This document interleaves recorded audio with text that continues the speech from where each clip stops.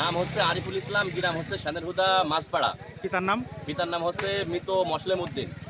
আর Saudi আরব প্রবাসী ছিল, সে বাসায় আসছে কিছুদিন আগে। তার হচ্ছে বাপ চাচারা হচ্ছে যেরকম আপনার কামরুল ইসলাম কারি আছে, আব্দুল হালিম আছে, শানের হুদা মাছপাড়ায় বাসা। খুব ভালো ছেলে, সম্ভবত বন্ধুদের সাথে পিকনিকে ইফতার পার্টি ছিল, সেখান থেকে যাওয়ার পথে এই হচ্ছে টিরাকের সাথে কেরুর মিলে যে টিরাকের সাথে তার অ্যাক্সিডেন্ট হয়ে পাশে তার পা বিচ্ছিন্ন হয়ে পড়ে আছে। আমরা দেখেছি এবং হাসপাতালে নিয়ে গিয়েছে, আমরা সেখানে যাচ্ছি। শুনেছি তার মাথায়ও নাকি আঘাত প্রাপ্ত, মাথাতেও আঘাত হয়েছে। এখন দোয়া করতে হবে, আল্লাহ জানে কি হবে।